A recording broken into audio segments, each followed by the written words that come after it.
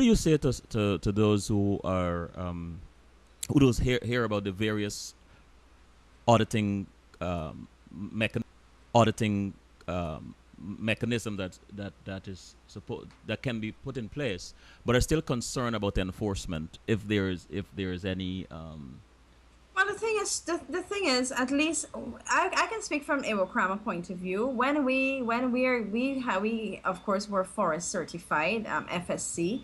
When you're audited or at that level, you also have to at least for the FSC, you have to do public forums, and you also, I know some people say fora, some people say forums, but I think in the Americans say forums. You also have to do public forums, and you also have to have posted your public summary that outlines everything of what you're doing. It's a summary, and you know what, you're supposed to be transparent as well. So if at your public forum is an opportunity for people, anybody, to come and ask their questions, and so on as well. Forestry has a website where they do upload a lot of documents. I actually sit on the multi-stakeholder committee as an independent person that oversees some of the projects related to the funding coming from Norway for LCDS projects as a low carbon development strategy projects. So I'm also involved at that level, and so is my boss. He also represents Iwokrama on that particular committee. So I'm aware of a number of the projects that are going on under that particular project. And those are heavily monitored by UNDP, IDB, and the World Bank. For persons who may be concerned, the money comes through these institutions. And in fact, there's so many we call a term called safeguards. There's so many safeguards for these projects that the funding has taken so long to come through for some of these projects. It's actually delayed projects. So I think it's important for us to also get all the information when we also reading about issues and so on. And I think I try to maintain a balanced view on a number of issues. I'm very free to speak my mind as well. Nobody's holding my hand and telling me I can't say this or can't say that. I am very frank and I'm very open, and I'm telling the truth based on what I know. Some people may not agree with me, but this is how I see it. Okay. And Camille W., good evening to you and your guests. Fascinating discussion on an important topic with a knowledgeable professional. Lots to learn. Am I glad I tuned in? And Cheryl said, "Happy New Year, Selwyn. Keep up the good work you're doing, Dr. Thomas." Maya, the area was given to the world by Desmond Hoyt. Did she say President Jagan? No, I think she said Desmond Hoyt. Credited both of them. Oh, you credited both of them.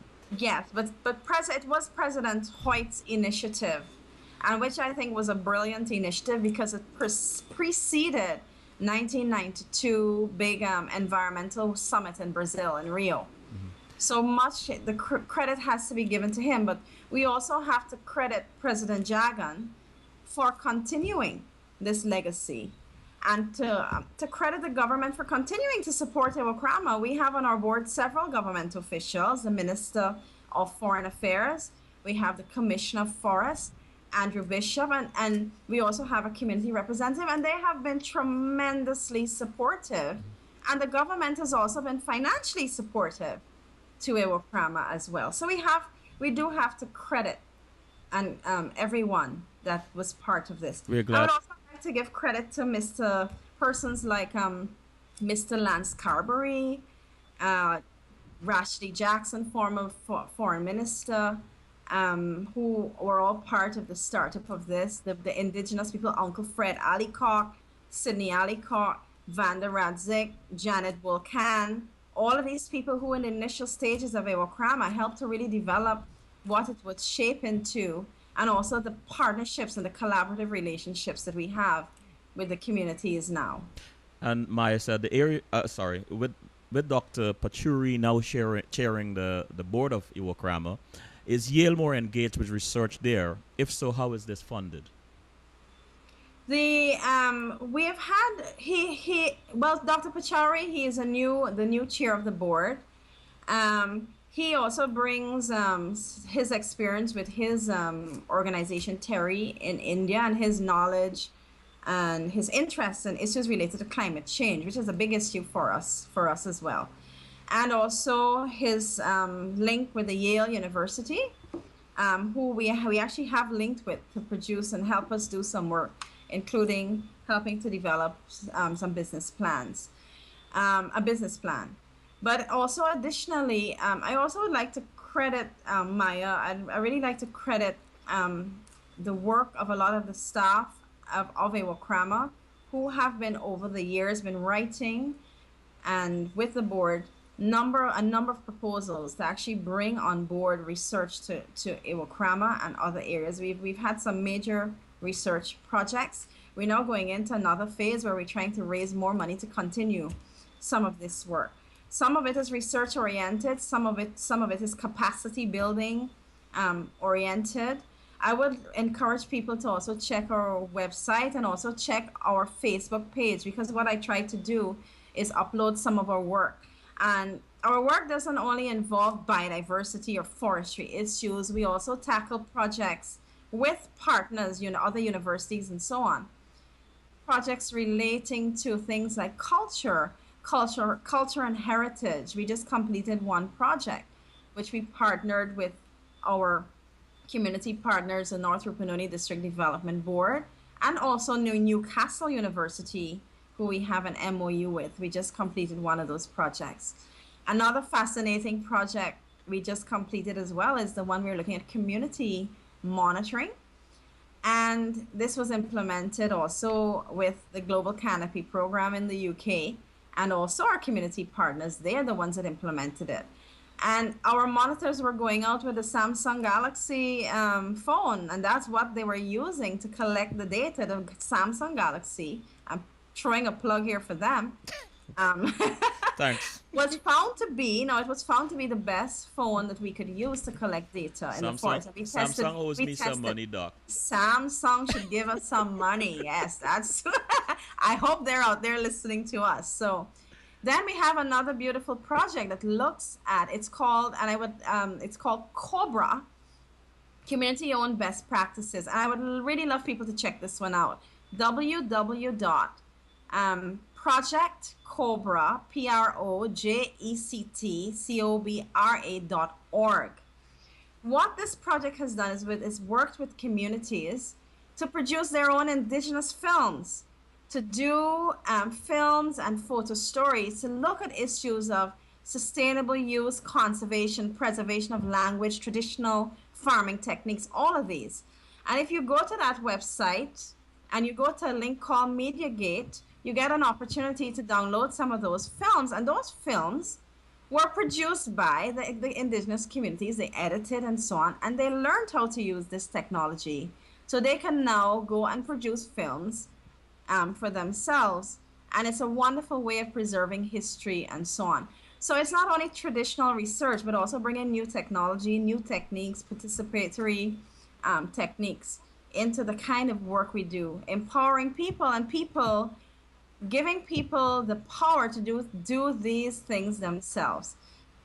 The wonderful thing is that all the capacity building work that Iwokrama has done over the years, along with our partners, and it includes NGO partners, WWF, CI, and our community partners, wildlife clubs, and so on, is that now what we have found is that our community partners are managing these projects. Previously we had to bring in people from Georgetown or overseas, but they're doing it now. And that's true conservation. That's true sustainability, that they're doing that. So I really would like to recognize that fact. Well, Iwokrama holds you a very, very heavy debt of gratitude, because you spoke so extensively about Iwokrama, and I'm happy. I'm very happy to hear about that. Because I heard about it before, but I really didn't know exactly what Iwokrama was all about. We have a tourism unit. I encourage everybody to come visit us. Check our website. Go to the tourism site, and you'll connect with us. tourism@iwokrama.org is our email as well. So I want to visit us, and come and visit the other places in the Rupununi. We're not selfish. We promote everywhere. Talk about promotion. Talk about promotion. Give us a glimpse into the Guyana briefly. You would like to show the world. Okay, well, Guyana is is a stunningly beautiful country, and many times I find overseas Guyanese we do hear about the problems, and we don't hear enough about the good things. But from the tip of Guyana to the south of Guyana, and Maya knows this as well, Dr. Trotz, it's a beautiful country, and let's start with the people. We have beautiful people. We're known for our hospitality. We're known for our friendliness. Next, we can go to our food. We have amazing food. And then we have the places to visit. It's off the beaten path. It's not, you wouldn't get, okay, the beaches that you get in Barbados, but why would you want that? You want to come to somewhere different. We have beautiful rainforests, beautiful waterfalls. We have beautiful savannas, the Rupununi savannas that extends into Brazil and Venezuela, for example. We have beautiful waterfalls as well. So it's a number of things that you can see here. You can go to the Caribbean for the beaches, and then you come here if you want to do the hikes and the river trips and the ecological stuff. And if you want to meet with indigenous cultures, our cultures speak English, or Amerindian people, sorry, we speak English. So of course there's lots to see.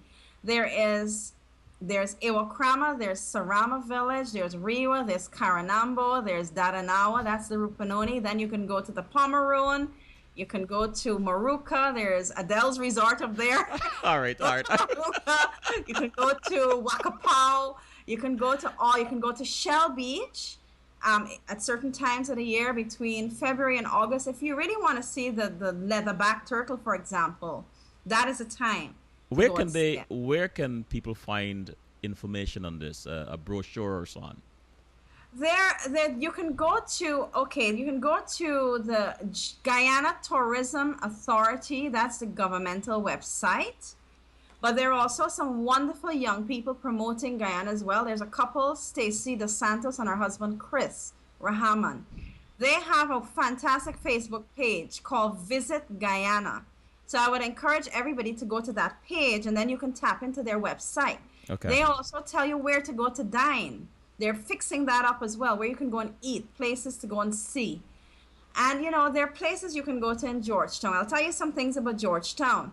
The Botanical Gardens houses the only bird sanctuary in a capital city in the world. You can see over 200 species of birds in the little botanical gardens. It's amazing. You can go and visit on the coast. You can go to visit the mangrove project where they teach you about the mangroves, how that protects the coast. Also learn about culture, and you also learn about the medicinal plants. You learn about Victoria Village, the first village bought by former slaves. You can learn about Coven John, learn about the ashram. There is a beautiful tour. Why are you so passionate about promoting Guyana? I love Guyana. You know why? I've seen a lot of Guyana. I've seen a lot of I've traveled a lot externally as well. There are many beautiful places in this world. Mm-hmm. There are many beautiful places. Everybody will claim their country is the most beautiful, and I will claim that too. My country, Guyana, is the most beautiful country I've been to because it's embedded in me. It's part of me, my navel string berry right here. So, but I have had the opportunity to travel Guyana. And it's awesome. Talking about you. Yes. Tell us about your greatest challenge as an environmentalist, a mother, and a woman today. I know what you're leading me into here. What am I leading you into? My greatest challenges is challenges that I've had in the past, but I realize and from talking to people and also the journeys that I've been through that I had to go through those to become the person I am today. And you know what? I talk about it because I'm no longer ashamed and I want to help other people. So when I was studying 19 years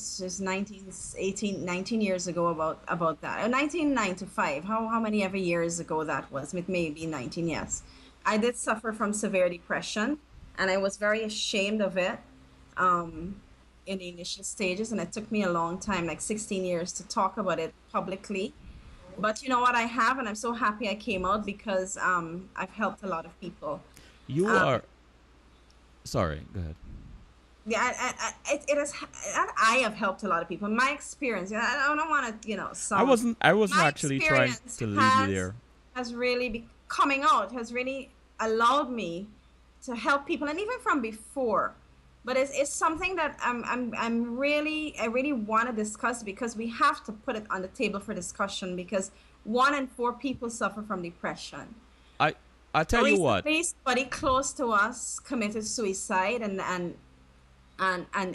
it had a terrible really impact because the person we think was depressed and couldn't talk about it. So that's one aspect that had been probably one of my biggest challenges in life, I think. And I've had some other challenges, some which are more difficult to talk about in public, that have helped to shape me and probably has made me passionate about some of the other things that I talk about. But I don't like to see people mistreated. I don't like to see people really walked. I really like to see people being treated fairly, and I like to see access to opportunities for people who may not have had the opportunities. And life is not fair sometimes. We all do not have the same opportunities. And those, for me, persons who have been given certain opportunities have a responsibility to share. I don't know if that makes sense. It does. We who have been given certain opportunities in life, despite difficulties, some of us, Can I and ask you many this of us. though? Can I take you to environmental to biodiversity per se? Yes. What challenges you the most about your work in biodiversity? Um, I'm concerned in terms of the biodiversity and in terms of the environment. I would say, honestly, I'm most concerned about mining. Mining. Currently, well, of course, the forestry issues that are being spoken about right now with the Wamara issue and log export policies and so on. But the mining does bother me. I think we need to really be a lot more serious about it. Personally, I think river mining should be banned Mm-hmm. because water is life. That is my personal view, and many disagree with me. But that is my personal view. I think we need to start. I'm not saying mining should be banned. I'm saying river mining. I don't have a problem with land mining once it's done in the right way. And in addition to that, the global issue of climate change bothers me, and to me the sloth at which some of the bigger countries, the developed countries, are taking to come on board to help stem this issue related to climate change. My personal view is that I was discussing this just the other day. I already think we're on a runaway train in terms of climate change. I, Wow. I think we are on a runaway train. We really need to get serious. And I think what we now need to do is be serious about how do we adapt? How do we adapt to changing climate? It's happening. Let's let me There's no doubt about it. let me go to the chat room for a moment and then we'll take a quick break. But before I do this, I want to say this. You mentioned Dr. Maya Trotz a couple of times, and Yes. I'm realizing that there's so much to talk about the environment and biodiversity and all, climate change and so on. Perhaps the two of you, and I'll put it to her, but perhaps the two of you can come on at some time. I will do a group I would discussion. love Maya's my friend. I love her, and she's I very have passionate. another program I started on Sundays called CWS As It Is, which will give us a little more flexibility and latitude. It's different to this format, and perhaps we can do a group Skype. Does that Yes, sound if like she's something? willing. Okay, all If right. she's willing, I'm sure she will be. We can convince her. Excuse me. She's, I'm sure she would. Maya has a lot to share, and she has a lot of students that she builds. She is an educator as well, so she has contributed a lot already Let me let me um, let me to just read. building of minds. So she's a very important young Guyanese person and we need to hear what she has to say as well. In the chat room, she said, "This is not a question, Selwyn, just a comment. An NGO being international does not mean it's any better than a local NGO. It would be Yeah, great if a local agency could open up to do this." Or, absolutely. Orin R said, "I am quite enjoying your conversation with your guest, Dr. Thomas. I agree with Maya that she needs her own website to share her knowledge and experiences with the world." Yeah, Maya has her website Oh, too, Maya so does, she's yes. trying to convince me. Karen G said, "I love your energy. I must say that you are right about Guyana being the most beautiful. I think most people need to see their country before they I think talk." so. Sean I have said, a theory about that. I have a theory, especially about young people. could, I could, find could you young share people are that? very Could you share outward that? Could looking. you share that So, when we come back? Could you share that when we come back? yes, Right. yes, yes, And Sean yes. said, "Thanks for sharing, Raquel. You're awesome." Karen G, I agree with you about river mining and water is life indeed. Sean, I agree river mining should be banned. Let's take a quick break, and when we get back, you will you can tell us about that theory that you had. All Yes. right. Okay.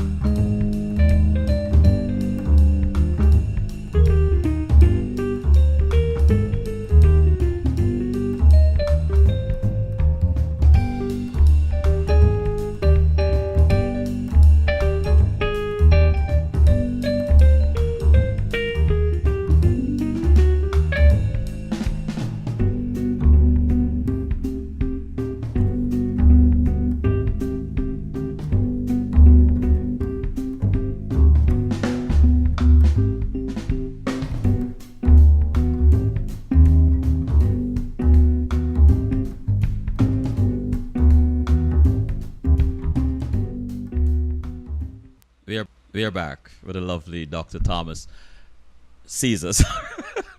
So I'm, I'm sorry about that. Can you will you continue from where we left off about the Yes. yeah. It's something, you know what? I meet so many wonderful young people, honestly. I think we as adults really need to engage younger people, the older generation. I ain't old, but I still, but we need to engage young people more to love our country, to love Guyana. And I think if we can just get more young people to see Guyana, especially from the coast, because 90% of the people live on the coast. If we can get more young people to see more of Guyana some way, I mean, I have some ideas which I've already started formulating. Hmm. I think I think we could develop really a cadre of people that are not so outward looking, but would be really interested in staying or even coming back to give back. Because I don't force people to stay in Guyana. Many people have to go and get their, they may go and get their education or they might have family abroad and so on. But I really like to encourage people when they leave to at least come back and give a little bit. Come back, educate a child, mentor somebody, those are the kinds of things because education is very powerful. But I think even many Guyanese that have left have never seen Guyana. Selwyn, have you been to Iwokrama? Have you been to the Rupununi? Have you been to Kite Shore? Have you been to the Pomeroon, I have been Shell to I have Beach? been to Kaichor. Okay, so I you've been to, at least you've been twice. to Kite Shore. But many Guyanese have not. And and and what did you think of it? Let me Spec hear you. spectacular. Spectacular. Very And very intriguing. many of Stunning. my colleagues that have come have many of my colleagues have gone and studied and come and have come back. Many have left as well. But a lot of people that are still working back, they have chosen to come back. I came back because of what I see and what I have, Mm-hmm. what we have here. And as I said, we have challenges in this country. Our politics is challenging, but we must never, and I'm going to repeat it because I think it's very important. We cannot allow challenges and negativity to paralyze us to a point that we feel that we can do nothing. That is my wish for every single Guyanese, from the politicians down, up, wherever. Because I don't like this top down thing, but we have to really, I don't know, to get that. I don't know if it makes sense, It certainly does. right? Sean, my